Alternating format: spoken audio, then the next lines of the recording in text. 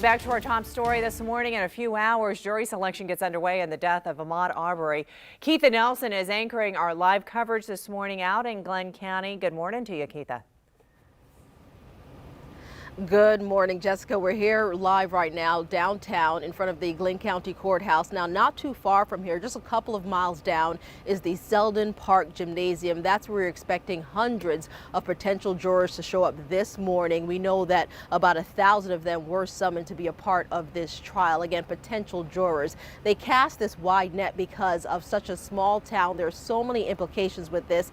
The big question is, how can they actually find an impartial jury? We're going to get to that in just a bit. First, though, we want to take a quick look back. We know it took a lot for us just to get to this point.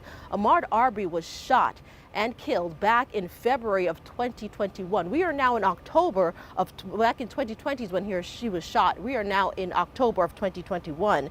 Now, we know that it took a lot to just get to this point. In the more than a year and a half since Ahmaud Arbery was killed, protesters nationwide have chanted his name. Top-ranking officials in Glenn County have been indicted, and 3 men now face charges on the state and federal level for chasing and gunning down the 25-year-old in the South Georgia subdivision. Now, those suspects are Gregory and Travis McMichael, along with William Bryan, their neighbor, all 3 charged with murder.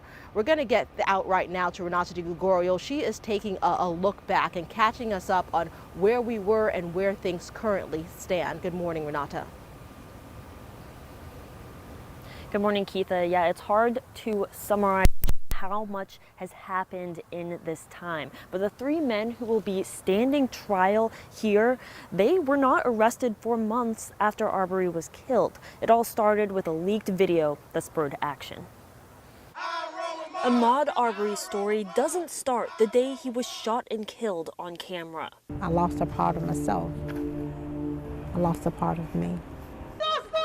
But for thousands of people, thousands of miles from Brunswick, Georgia, it's the first time they heard his name. Charged with the murder of Ahmaud Arbery. What would have been Arbery's 26th birthday.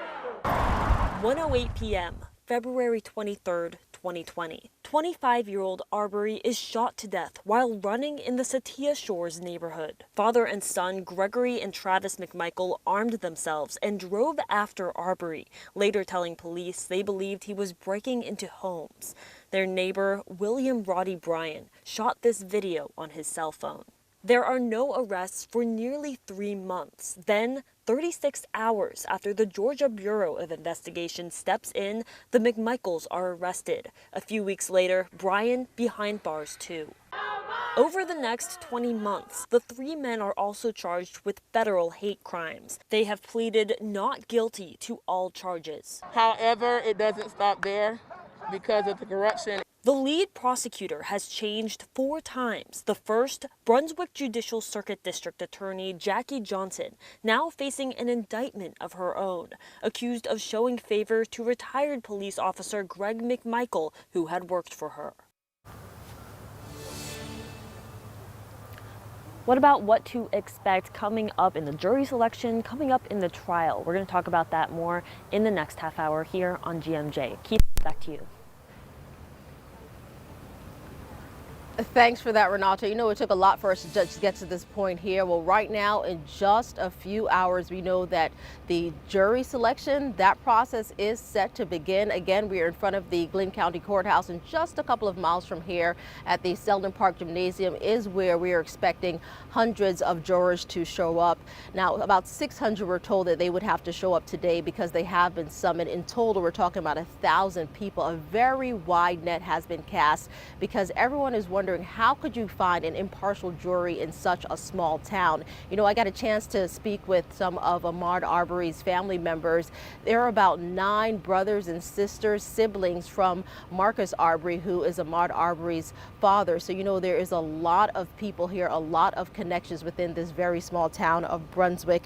1,000 people, again, have received a summons today. Today, about 600 of them are expected to report to court. The other 400 are on standby. Now, the potential potential jurors, we know, were all sent a 3-page questionnaire asking if they have followed the case and what they already know about this case. Now, they'll be questioned in both groups and individually. First Coast News legal analyst Latoya Williams-Shelton, she says that seating an impartial jury could be a challenge, especially in a case like this one. We're talking about a national story in a very small town with massive implications.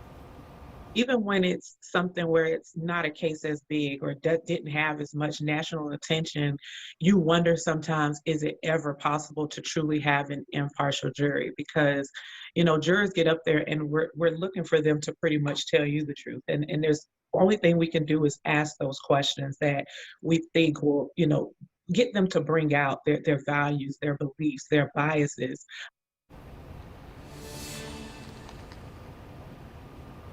We know the judge will ultimately seat 12 jurors and 4 alternates. This will be a trial that we will cover extremely closely. You can watch it as well, gavel to gavel, on our website at firstcoastnews.com and, of course, on the First Coast News app.